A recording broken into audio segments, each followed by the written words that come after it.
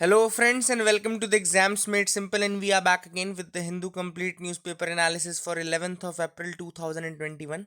तो 11 अप्रैल 2021 का the Hindu newspaper analysis देखते हैं। शुरू करने से पहले आज के सवाल जिनके जवाब आपको देने हैं। पहला सवाल है, Sarthak initiative was launched recently by which of the following ministries. Sarthak initiative इनमें से कौन सी मिनिस्ट्री ने लॉन्च किया था? Options are A ministry of education, B ministry of tribal affairs, C ministry of minority affairs या D ministry of social justice and empowerment. Question number 2 है, with respect to UN convention on the law of the sea consider the following statements. पहला statement कह रहा है it is an international treaty adopted and signed in 1982। दूसरा statement कह रहा है United States of America has both signed and ratified the convention. आपको बताना है कौन सा स्टेटमेंट सही है, one only, two only, both या नन। क्वेश्चन नंबर 3 है, consider the following statements. Statement 1 is saying Article 25 of the Indian Constitution guarantees the right to freely profess, practice and propagate religion subject to public order, morality and health. दूसरा statement कह रहा है religious faith is a part of fundamental right to privacy. तो आपको बताना है कौन सा स्टेटमेंट सही है, one only, two only, both या none. These are the 3 questions for you today. Please do try to answer these questions in the comment section below. आप अच्छे से आंसर करने की कोशिश करिएगा, ठीक है ना। और अगर आपको वीडियो पसंद आती है तो please do like the video also from your and. आज का मैप देख लेते हैं, मैप क्या है। तो जो आज का मैप मैंने उठाया है वो है regarding the coral reef and reef health of India. Coral reef जो इंडिया की है उसके रिगार्डिंग ये मैप है। देख लेते हैं कहाँ कहाँ ये कोरल रीफ्स इंडिया की पाई जाती हैं। सिंपल मैप है, बहुत ज़्यादा कुछ याद करने के लिए नहीं रहेगा आपके लिए। इंडिया में जो जो लोकेशंस फेमस है फॉर द कोरल रीफ्स वो है अंडमान एंड निकोबार आइलैंड। सबसे पहले आपको याद रखना Andaman and Nicobar islands and Lakshadweep, ये दोनों ही लोकेशंस पर कोरल रीफ आपके पाए जाते हैं। First is Andaman and Nicobar island, second is आपका लक्षद्वीप, देन आपका गल्फ ऑफ मन्नार एंड यहीं पे पाक बे भी है, पाक बे, है ना। तो याद रखिएगा gulf of Mannar and Palk Bay, these are the 2 locations located here. यहाँ बीच में आपका पाक बे पड़ता है, ठीक है ना। तो कौन कौन सी लोकेशंस हो गई? Andaman and Nicobar islands, Lakshadweep, Gulf of Mannar, Palk Bay, ठीक है। फिर यहाँ पे आपका Malvan, Malvan is another very famous location which is located in Maharashtra. Malvan जो है, मलवण हिंदी में थोड़ा मराठी टच आता है इसमें, बोले तो मलवण बोलते हैं, and it is located in your Maharashtra region. Then gulf of Kutch, gulf of Kutch is another famous location for your reefs in India, ठीक है ना। तो और भी लोकेशन जैसे यहाँ पे अंजदीप है, अंजदीप आइलैंड करके, Anjadip island, Anjadip island is actually located between your located in the region जो कि आपका गोवा और कर्नाटका का बिल्कुल बॉर्डर लगता है, उसका आधा पार्ट गोवा कर्नाटका में पड़ता है, ठीक है। तो ये आपको याद रखना है, ठीक है। तो Gulf of Kutch, Malvan, Lakshadweep, Gulf of Mannar, Palk Bay, Andaman and Nicobar islands, these are the locations of coral reefs in India. अब एक और इंपॉर्टेंट चीज आपको बता दूं, मोस्ट इंपॉर्टेंट थ्रेट्स जो हैं कोरल रीफ्स को, वो कौन कौन सी हैं। तो थ्रेट्स में सबसे पहले आपको नेचुरल थ्रेट्स हैं, जैसे कि इन्वायरमेंटल टेम्परेचर राइज जो होता है, टेम्परेचर राइज, वो हो गया। देन सेडिमेंट डिपोजिशन दूसरा हो गया, सेडिमेंट डिपोजिशन भी नेचुरल में ही आएगा। एंड सेलिनिटी तीसरा फैक्टर हो गया, एंड पीएच चौथा फैक्टर हो गया, ठीक है ना। Temperature, sediment deposition, salinity and pH. And anthropogenic factors में mining, bottom fishing, tourism and pollution, ठीक है ना। Mining, bottom fishing, tourism and pollution, तो ये दोनों तरीके की थ्रेट्स होंगी आपको। एक नेचुरल थ्रेट हो गई environmental temperature, sediment deposition, salinity and pH से, एंड एंथ्रोपोजेनिक रीजंस के कारण जो थ्रेट हो गई वो हो गई mining, bottom fishing, tourism and pollution से, ठीक है ना। तो make sure you remember these things. And ये आज का मैप हो गया। आई होप यू गॉट क्लैरिटी। आगे मूव करते हैं, देखते हैं क्या इंपॉर्टेंट न्यूज आइटम्स है। फ्रंट पेज में जो न्यूज आज इंपॉर्टेंट है वो है dolphin boom in Orissa's Chilika lake. तो उड़ीसा की जो चिलिका लेक है that is famous for the Irrawaddy dolphin. Irrawaddy dolphin के लिए फेमस है, उड़ीसा का जो चिलिका लेक वाला रीजन है that is famous for Irrawaddy dolphin. But overall यहाँ पे जो न्यूज है वो है कि population of dolphin in the Chilika India's largest brackish water lake है। तो इंडिया की largest brackish water lake Chilika है। यहाँ पे जो नंबर ऑफ डॉल्फिन्स है that has nearly doubled this year compare to the last year. इस बार जो नंबर है that has comparatively doubled this year, ठीक है ना। तो ये भी आपको याद रखना है। Now the population estimation exercise for dolphins and other cetacean species covered almost the entire coast of Orissa. तो ये जो आपके डॉल्फिन्स हैं ना, ये कटेशियन स्पीशीज के अंदर आते हैं। This come under the cetaceans. तो अगर आप कभी यूपीएससी पूछ लेता है सपोज कि इनमें से कौन सी कैटेगरी के अंदर डॉल्फिन्स को आप रखोगे, तो वो कटेशियंस कहलाएंगे, ठीक है ना। आपके लिए सवाल ये है कि which are the different species जो कि इसके अंदर आते हैं। आप मुझे बताइए कौन और दूसरी कौन सी स्पीशीज हैं, ठीक है ना, याद रखिएगा। और जैसे यहाँ पे उड़ीसा आप सबको और पता होगा, एक गहिर माथा एक इंपॉर्टेंट लोकेशन है उड़ीसा में। Gahirmatha is famous for the olive ridley turtle. ये भी याद रखिएगा, Gahirmatha is famous for the olive ridley turtle. और इसके अलावा यहाँ पे जैसे और भी इंपॉर्टेंट जो डॉल्फिन्स हैं उनके नंबर टोटल अगर आप करेंगे तो बढ़े। इरावदी डॉल्फिन का नाम आया तो चूंकि, तो मैं आपको थोड़ा इरावदी डॉल्फिन या गैंगेटिक डॉल्फिन के बारे में बता देता हूँ। इरावदी डॉल्फिन जो है आपकी, वो भी आपकी इंडेंजर्ड कैटेगरी में आती है। इरावदी डॉल्फिन्स भी आपकी इंडेंजर्ड कैटेगरी में आती हैं।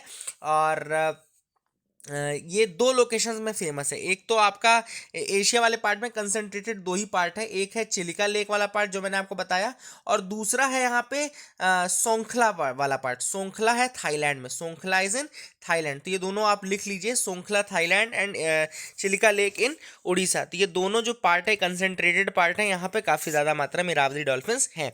अब एक दूसरी डॉल्फिन भी है जिसको हम गैंगेटिक डॉल्फिन बोलते हैं। तो गैंगेटिक डॉल्फिन के बारे में बता दूं, गैंगेटिक डॉल्फिन का जो साइंटिफिक नेम है वो प्लैटेनिस्टा गैंगेटिका है, Platanista gangetica. And these are generally blind and catch their prey in a unique manner. They emit an ultrasonic sound which reaches the prey. फिर वहां से जब वो टकरा करके आता है अल्ट्रासोनिक साउंड, वहां से ये अपना डिस्टेंस और लोकेशन पता कर लेती हैं। तो इनका जो साउंड होता है, इनके साउंड के कारण they are also known as सुसु। दे आर नोन एज सुसु बिकॉज ऑफ दैट साउंड, जो ये सू करके जो साउंड आता है ना, बिकॉज ऑफ दैट। लोकेशन अगर देखें तो mainly found in the Indian subcontinent, particularly through the Ganga, Brahmaputra, मेघना and Karnaphuli Sangu river system. तो ये कौन कौन सी रिवर सिस्टम में? गंगा, ब्रह्मपुत्र, मेघना और कर्णफूली सांगू रिवर सिस्टम में मेनली फाउंड होते हैं। And it is also found in the Ganges tributaries. तो गंगा की ट्रिब्यूटरी में ही पाई जाती हैं। अगर हम स्टेटस ऑफ कंजर्वेशन देखें तो ये फर्स्ट शेड्यूल में आती है Indian wild life protection act 1972 के। IUCN के अकॉर्डिंग गैंगेटिक डॉल्फिन भी इंडेंजर्ड है। और अगर साइट्स की बात करें तो अपेंडिक्स 1 में आती है, मोस्ट इंडेंजर्ड कैटेगरी में। और अगर हम बॉर्न कन्वेंशन की बात करें, यानी कि कन्वेंशन ऑन माइग्रेटरी स्पीशीज की बात करें, तो उसके अपेंडिक्स 2 में आता है, ठीक है ना। इसके अलावा इंडिया में national mission for clean Ganga 5 October को सेलिब्रेट करता है as national Ganga river dolphin day, ठीक है ना। ये भी याद रखेंगे। और ये आप सबको पता है national aquatic animal of India तो है ही ये, है ना। तो ये भी आपको पता होगा। तो आगे मूव करते हैं, देखते हैं और क्या इंपॉर्टेंट न्यूज आइटम्स हैं। अब एक फैक्ट और रह गया था बताने के लिए कि जो इरावदी डॉल्फिन है उसको ऑर्सेलिया ब्रेविरोस्ट्रिस बोलते हैं। ऑर्सेलिया ब्रेविरोस्ट्रिस, ठीक है ना, इसका जो साइंटिफिक नेम। और ये यूरी हेलाइन स्पीशीज है। यूरी हेलाइन का मतलब क्या होता है? यूरी हेलाइन का मतलब होता है कि जो वाइड रेंज ऑफ सैलिनिटी में सर्वाइव कर जाए, मतलब कि कम सैलिनिटी में भी सर्वाइव कर जाए और ज़्यादा सैलिनिटी में भी सर्वाइव कर जाए। बाकी मैंने आपको बता दिया कि इंडेंजर्ड है। और सोंखला थाईलैंड में और इंडिया में चिलिका लेक, यहाँ पे कंसंट्रेटेड ये पाई जाती है। आगे मूव करते हैं, देखते हैं और क्या इंपॉर्टेंट न्यूज आइटम्स है जिनके बारे में को डिस्कस करना है। You can also move with me, है ना। तो यहाँ पे INTACH opposes proposal for partial demolition of the Khuda Bakhsh library. तो इंटैक ने अपोज किया है एक प्रपोजल को जो कि कह रहा है कि पार्शियल डिमोलिशन करना है खुदा बख्श लाइब्रेरी का। तो दो चीजें यहाँ पे हमको पढ़नी, एक तो इंटैक पढ़ना है। इंटैक का फुल फॉर्म है Indian National Trust for Art and Cultural Heritage. याद रखिएगा, Indian National Trust for Art and Cultural Heritage. INTACH एक नॉन प्रॉफिट चैरिटेबल ऑर्गेनाइजेशन है, याद रखिएगा, नॉन प्रॉफिट चैरिटेबल ऑर्गेनाइजेशन है। आर्ट एंड कल्चर की फील्ड में काम करता है। रजिस्टर्ड है under the Societies Registration Act of 1860। INTACH के बारे में क्या मैंने आपको बताया? Indian National Trust for Art and Cultural heritage बोलते हैं इसको। नॉन प्रॉफिट चैरिटेबल ऑर्गेनाइजेशन है। रजिस्टर्ड है under the Societies Registration Act of 1860 और 1984 में फॉर्म्ड हुआ था। 1984 में ये बना था, याद रखिएगा। दूसरा है खुदा बख्श लाइब्रेरी। अब खुदा बख्श लाइब्रेरी जो है एक ओरिएंटल लाइब्रेरी है, one of the national libraries of India. National libraries of India में आती है। And located in Patna, Bihar. Location कहाँ पर है? पटना, बिहार में। ओपन हुई थी 29 अक्टूबर 1891 में, 29 अक्टूबर 1891 1891 में स्टार्ट हुई थी ये, बाय खान बहादुर खुदा बख्श। किसके द्वारा स्टार्ट की गई थी? खान बहादुर खुदा बख्श, इसीलिए इसको खुदा बख्श लाइब्रेरी भी कहा जाता है, याद रखिएगा। And it also hosts painting made during the Rajput and the Mughal eras, यहाँ की पेंटिंग भी है, ठीक है। तो ये सारी चीज़ें भी आपको याद रखना है। 1891 में स्टार्ट हुई थी, पटना में है, one of the national libraries of India, ठीक है ना। That is the thing which is important. I hope you got clarity regarding the same. आगे मूव करते हैं, देखते हैं और क्या इंपॉर्टेंट न्यूज आइटम है। IAF to adopt new process to lease refuelling aircraft, ठीक है ना। तो यहाँ पे इंडियन एयरफोर्स ने क्या किया है, बेसिकली लीज करने के लिए देख रहे हैं, they are looking for to lease mid air refuelling aircraft, ठीक है ना। तो ये जो है मिड एयर रिफ्यूलर्स या रिफ्यूलिंग एयरक्राफ्ट है, इनको लेने के लिए, लीज करने के लिए एक नई मेथोडोलॉजी वो अडॉप्ट करने वाले हैं। इस नई मेथोडोलॉजी में क्या होगा, this new process based on the number of hours of availability per year age criteria. तो जो क्राइटेरिया रहेगा वो रहेगा कि कितने घंटे बचे हुए हैं, यानी कि number of hours of availability per year, this will be the criteria for choosing the mid air refuelers. And ये जो रहेंगे they will be leased under this criteria. Criteria क्या है?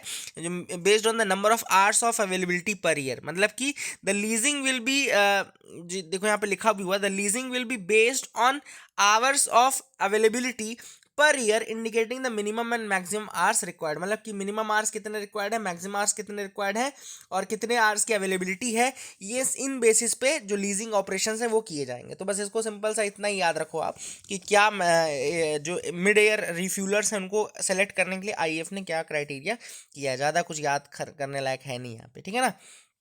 आगे मूव करते हैं, देखते हैं और क्या इंपॉर्टेंट न्यूज आइटम्स है जिनके बारे में को डिस्कस करना है। Meghalaya villagers oppose a dam on Umngot, ठीक है ना। तो उमन गोट एक्चुअली एक रिवर है, उमन गोट या उमन गोट जो भी आप बोलना चाहें, क्लियरली जो वहाँ के लोग होंगे मेघालय के वो ज़्यादा क्लियर बता पाएंगे, उमन गोट या उमन गोट जो भी आप बोलें, but Meghalaya villagers are opposing a dam on this Umngot. क्या है कि they are giving resistance to a 210 megawatt hydro electric project, 210 megawatt का हाइड्रो इलेक्ट्रिक प्रोजेक्ट यहाँ पे बनने के लिए गवर्नमेंट बोल रही थी, लेकिन stiff resistance is coming from 12 villages in Meghalaya, और इस कारण से हो सकता है कि ये 210 मेगावाट का प्लांट ना भी बने।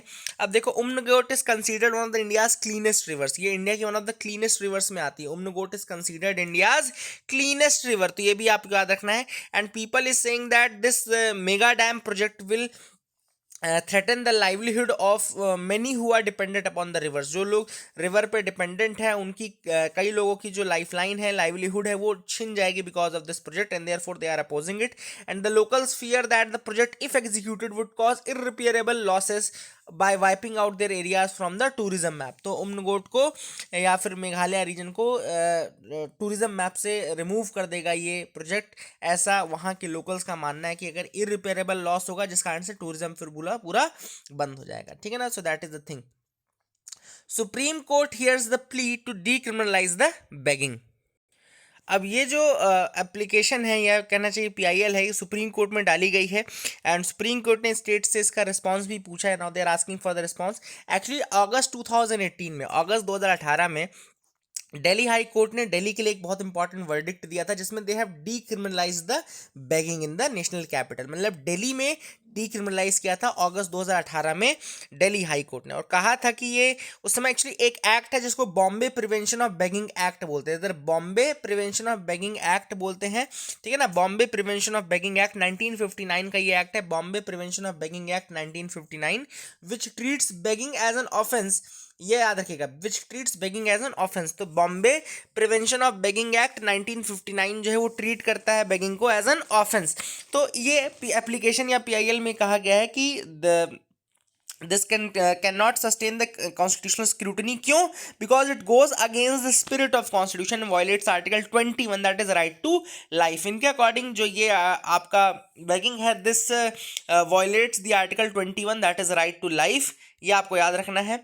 Then criminalizing the act of beggary is irrational and against the approach of a socialist nation. तो एप्लीकेशन में ये भी कहा गया है कि जो बेगरी है उसको अगर आप क्रिमिनलाइज करते हो तो that goes against the approach of a socialist nation, ठीक है ना, which is embedded in the preamble of the constitution. तो these are the things, these are the arguments, and now the states have been asked for, ये भी आपको पता रखना है। Iran unveils advanced nuclear centrifuges. तो ईरान ने अब बेसिकली अपना ईरान डील जो था 2015 का उसको वायलेट करते और ज़्यादा एडवांस्ड यूरेनियम एनरिचमेंट सेंट्रीफ्यूजेस को लेके आ गए हैं, है ना, जिससे कि यूरेनियम के एनरिचमेंट और ज़्यादा हो सकता है। सो अब देखते हैं, यहाँ पे भी टेंशन होने की संभावना है। जो ईरान डील थी जिसको हम JCPOA बोलते हैं, P5+1, USA UK Russia France and China plus Germany आपका जो है, तो काफ़ी ज़्यादा यहाँ पे भी ट्रबल होने की संभावना है। आगे मूव करते हैं मार्शियन वाटर। अब यहाँ पे एक क्यूरियोसिटी रोवर है, आप सबको पता होगा क्यूरियोसिटी रोवर 2012 का प्रोजेक्ट है जो कि मार्स में गया था। 2012 project curiosity rover which is for the Mars. और मार्स में एंशियंट लाइफ के ट्रेसेस ढूंढने के लिए गया था, ये एंशियंट लाइफ के ट्रेसेस ढूंढने के लिए गया था। तो इसमें एक इंस्ट्रूमेंट है केम कैम, याद रखिएगा, केम कैम इज एन इंस्ट्रूमेंट जो कि क्यूरियोसिटी रोवर में है। At the base of mount sharp on Mars. Mars में एक माउंटेन है जिसको माउंट शार्प बोलते हैं, याद रखिएगा माउंट शार्प। अगर आपसे कोई पूछे कि माउंट शार्प कहाँ पर है तो remember that it is on Mars, ठीक है ना। तो यहाँ पे एक फ्रेंच US टीम है जिसने कि डिड्यूस किया that water did not disappear from Mars at one go but rather it alternated between dry and wet conditions. तो यहाँ पे उन्होंने ये पता लगा लिया है by using this ChemCam instrument located in the Curiosity rover. और ये कहाँ पे लोकेटेड था, माउंट शार्प में लोकेटेड था ये केम कैम। और वहाँ से पता चला कि पानी जो था वो मार्स से एक वन गो में नहीं गया, rather it took different cycles of alternating dry and wet conditions, ठीक है ना। तो ये आपको याद रखना है। थोड़ा सा यहाँ पे मैं क्यूरियोसिटी रोवर के बारे में बता दूं। It is the largest and most capable rover sent to the Mars. It landed on Mars in August 2012, जैसे मैं आपको बता रहा था 2012 में लैंड हुआ था। And the purpose of the mission is to find chemical and mineral evidences of past habitable environment on Mars. तो ये क्या पता लगाने गया है, chemical and mineral evidences of past habitable environment on Mars, ठीक है ना, याद रखिएगा। आगे मूव करते हैं, देखते हैं क्या इंपॉर्टेंट न्यूज़ आइटम्स। यहाँ पे टफ कोरल्स लिखा हुआ है। तो हाँ, पहले सबसे पहले मैं आपको कोरल्स की कंडीशन बताना चाहता था, क्योंकि मैंने आज मैप भी लिया था और ऊपर आपको इनके एंथ्रोपोजेनिक नेचुरल कारण जो इनके डिस्ट्रक्शन के वो बता दिए मैंने। कंडीशंस बता दूँ तो कंडीशन जो है, temperature of water should not be below 20 degree, 20 degree से कम पानी नहीं होना चाहिए। मोस्ट फेवरेबल जो टेम्परेचर रेंज है वो 23 से 25, 23 to 25 डिग्री सेंटीग्रेड है। And temperature 35 degree centigrade exceed नहीं करना चाहिए, ठीक है ना। Corals can survive only under the सेलाइन condition, जहां पे एवरेज सेलिनिटी जो 27 to 40% के है उसमें सर्वाइव कर पाते हैं।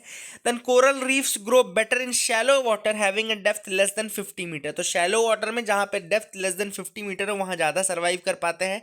The depth of the water should not exceed 200 metre. जो डेप्थ है वो 200 मीटर से ज्यादा नहीं होनी चाहिए। अब डिफरेंट टाइप्स की रीफ होती हैं, जैसे फ्रिंजिंग रीफ। फ्रिंजिंग रीफ सबसे ज़्यादा कॉमन रीफ कहलाती हैं, बहुत कॉमन होती हैं। And this coral reefs are found very close to the land and form a shallow lagoon. तो ये शैलो लगून बना लेती हैं, ठीक है ना, याद रखिएगा, बोट चैनल जैसा शैलो लगून बना लेती हैं, ये फ्रिंजिंग रीफ कहलाती हैं। देन दूसरी है barrier reef. Barrier reef largest highest and widest reef में आती हैं, largest highest and widest reef. And they develop off the coast and parallel to the shore. ये कोस्ट से दूर लेकिन पैरेलल टू द शोर ये बनती हैं as a broken irregular ring, एक ब्रोकन इरेगुलर रिंग की तरह ये बनती हैं। इसका example Great Barrier Reef Australia, Queensland आपको पता होगा। Then atolls. Atolls can be defined as a reef that is रफली circular and surrounds a larger central lagoon. तो ये एक क्या होता है, सर्कुलर होता है एंड सराउंड करता है एक लार्जर सेंट्रल लगून को। एक्चुअली ये वॉल्केनिक उससे भी संबंधित आपको पता होना चाहिए, जैसे फिजी अटोल्स है ना, सुआव द्वीपो मालदीव्स में है, फ्यूना फुदीज अटोल्स है एलिस में। तो ये सारे एग्जाम्पल्स हैं आपके अटोल्स के, ठीक है ना। तो ये कुछ मैंने आपको थोड़ा बेसिक फैक्ट्स बता दिए हैं। Indus and Gangetic river dolphins are two different species. तो यहाँ पे इस आर्टिकल में यही बताया गया कि जो डीएनए इन्होंने डीएनए देखा है उससे पता चलता है कि इंडस और इसका जो इंडस जो डॉल्फिन है उनका डीएनए डिफरेंट है दैन द गैंगेटिक डॉल्फिन, और दोनों ही इंडेंजर्ड कैटेगरी में आती है, याद रखिएगा, दोनों ही इंडेंजर्ड कैटेगरी में आती है। बाकी मैंने जो आपको गैंगेटिक डॉल्फिन के बारे में फ्रंट पेज में ही बता दिया था, दोनों ही इंडेंजर्ड आती है। इसका मतलब कि आपका जो इंडस डॉल्फिन है वो भी आपकी इंडेंजर्ड कैटेगरी में आएगी, ठीक है ना। और this is the news article there. A dozen quasars discovered, अब क्वासर्स डिस्कवर किए गए हैं। यहाँ पे देखो एक डेफिनेशन लिखी गई है क्वासर की, वो मैं चाहता हूँ कि आप एग्जैक्टली याद कर लो उसको, यूपीएससी पूछेगा तो यही लाइन लिखेगा, वो याद रखेगा। Quasars are extremely luminous cores, याद रखेगा, they are extremely luminous core. ये कोर होते हैं जो काफ़ी ज़्यादा ल्यूमिनस रहते हैं, है ना। These are the core luminous cores of distant galaxies, जैसे दूर की कोई गैलेक्सी है तो एक बहुत ज़्यादा चमकता हुआ ल्यूमिनस कोर होगा डिस्टेंस गैलेक्सी का, which is powered by a super massive black hole. बहुत ज़्यादा पावर्ड रहते हैं ये by super massive black holes. तो क्वासर जो है वो कहना चाहिए कि गैलेक्टिक गैलेक्टिक वो होते हैं, गैलेक्टिक कोर्स होते हैं जो कि काफ़ी ज़्यादा ल्यूमिनस होते हैं, ल्यूमिनस गैलेक्टिक कोर्स होते हैं, आपको ये डेफिनेशन याद रखनी है। And they are powered by the super massive black holes, ठीक है ना। और इनकी डिस्कवरी से क्या पता चलता है, इनकी डिस्कवरी से पता चलता है कि जो यूनिवर्स का एक्सपेंशन रेट है वो क्या है, what is the expansion rate of the universe, ये पता चल सकता है आपको, ठीक है ना, याद रखिएगा। The abolition of FCAT, अब हुआ क्या, एक न्यूज़ में आपको बता रहा हूँ, एक्चुअली हुआ क्या है कि प्रेसिडेंट ने एक ऑर्डिनेंस इशू किया जिसके अंतर्गत फिल्म सर्टिफिकेशन एपिलेट ट्रिब्यूनल जो है, फिल्म सर्टिफिकेशन एपिलेट ट्रिब्यूनल जो कि एक स्टैट्यूटरी बॉडी थी उसको स्क्रैप कर दिया गया है, ठीक है ना, याद रखिएगा। फिल्म सर्टिफिकेशन एपिलेट ट्रिब्यूनल एक स्टैट्यूटरी बॉडी थी, उसको स्क्रैप कर दिया गया है। इसके अलावा रिसेंटली 8 और अथॉरिटीज़ जो हैं, एपिलेट अथॉरिटीज़ हैं, उनको डिसबैंड किया गया है, जैसे कि 8 और एपिलेट अथॉरिटीज़ को डिसबैंड किया गया है और उसमें ट्रिब्यूनल वर्ड को हटा करके हाई कोर्ट यूज़ कर दिया गया है, यानी कि ट्रिब्यूनल वर्ड हटा करके हाई कोर्ट यूज़ कर दिया गया है। तो एफ कैट बना था 1983 में, 1983 में एफ कैट बना था। और एफकैट जो स्टैट्यूटरी बॉडी था under the cinematographers act of 1952। तो सिनेमाटोग्राफर्स एक्ट 1952 के अंदर एक स्टैट्यूटरी बॉडी थी आपकी एफकैट, 1983 में बनी थी। और एफकैट एक बफर की तरह काम करता था फिल्म मेकर्स के लिए, जिसमें जैसे कि सीबीएफसी यानी कि central board of film certification ने कोई डिसीजन लिया तो आप एफकैट पे जा सकते थे, कि एफकैट में जाकर के बता देते कि अभी हम सीबीएफसी के डिसीजन से खुश नहीं है, तो एफकैट उसको रिवर्स भी कर देता था। For example lipstick under my बुरखा, इन सब मूवीज में एफकैट ने ऐसा किया भी है, ठीक है ना। तो एफकैट की सर्टिफिकेशन प्रोसेस में क्या होता था, एक्चुअली सर्टिफाइड यू होता था अनरेस्ट्रिक्टेड पब्लिक के लिए, यूए होता था unrestricted public exhibition subject to parental guidance for children below the age of 12, A था restricted to adult audience and S था restricted to specialized audience such as doctors और scientist, ठीक है ना। तो ये 4 अलग अलग कैटेगरीज थी जो एज और उनके प्रोफेशन के बेसिस पे था। नाउ सीबीएफसी क्या हो रहा था, जैसे बहुत पॉलिटिसाइजेशन हो रहा था सीबीएफसी का रिसेंटली, तो उसमें एफकैट काफ़ी अच्छा काम भी कर रहा था, जैसे कि लिपस्टिक अंडर माई बुरखा और इन सब मूवीज़ का रिलीज जो था that was because of that. Sahib Bibi Ghulam भी एक मूवी थी, है ना। तो ये एक चीज़ हो रही थी। नाउ 2 और कमिटीज़ थी जिनका नाम यहाँ पे ऑथर ने लिखा है, एक है मुदगल कमेटी और दूसरी है श्याम बेनेगल कमेटी। तो मुदगल कमेटी हो चाहे श्याम बेनेगल कमेटी है, उन दोनों ने ही एफकैट को स्क्रैप करने के लिए नहीं कहा था, ठीक है। They both did not recommended for the scrapping of FCAT. Mudgal committee हो चाहे श्याम बेनेगल कमेटी हो, दोनों ने ही कहा था कि इसको नहीं करना। लेकिन किया क्यों गया, क्योंकि रिसेंटली सुप्रीम कोर्ट ने Madras bar association versus union of India, Madras bar association versus union of India में एक डिसीजन दिया है जिसमें उन्होंने डायरेक्ट किया गवर्नमेंट को to constitute a national tribunal commission. उन्होंने कहा कि एक नेशनल ट्रिब्यूनल कमीशन बनाओ, एक अम्ब्रेला बॉडी बनाओ, ठीक है ना, and it will act as an independent body to supervise the appointment and functioning of the tribunals. ये ट्रिब्यूनल्स की फंक्शनिंग और उसको करेगा, और उसको थोड़ा कहना चाहिए कि और ज़्यादा साइंटिफिक करने की कोशिश करेंगे। इसके अंतर्गत अभी सारे ट्रिब्यूनल्स को हटाने की कोशिश की जा रही है जो भी गवर्नमेंट को इरेलीवेंट लगते हैं। और एक्चुअली ये एक और क्यों परेशानी का सबब है, क्योंकि अभी देखो जुडिशरी ऑलरेडी ओवर पैनिक्ड है, ओवर केसेस चल रहे हैं। तो अगर एफकैट भी डिसबैंड कर दोगे, ओटीटी प्लेटफॉर्म्स को आप रेगुलेट करना चाहते हो, तो और ज़्यादा केसेस जो हैं वो बढ़ जाएंगे, और जो बोझ है वो किसके ऊपर आएगा, बोझ पूरा आपके इन्हीं के ऊपर आएगा, हाई कोर्ट्स के ऊपर। Rapid growth of e sports purse called for regulatory framework. अब बेसिकली ई स्पोर्ट्स यानी कि इलेक्ट्रॉनिक स्पोर्ट्स जो सेगमेंट है, मोबाइल गेमिंग है, पीसी गेमिंग है, एक्सबॉक्स, ये सारी चीज़ें, PS2, तो इन सब के बढ़ते चलन के कारण, और एशियन गेम्स और प्रोबेबली ओलंपिक्स में भी इनको इंक्लूड किया जाएगा, इसके बढ़ते हुए अब रिकमेंडेशंस यानी कि एक सेल्फ रेगुलेटरी फ्रेमवर्क इंडिया में बनाने की ज़रूरत है, और एक रेगुलेटरी फ्रेमवर्क के थ्रू ही हम इसको मॉनिटर कर सकते हैं। मॉनिटरी भी काफ़ी ज़्यादा इंपॉर्टेंट है ये, तो इसलिए ऐसी बातें चल रही. So these are the things, that is it for the day. I hope you liked our video. Please do like and subscribe. Thank you and have a nice day.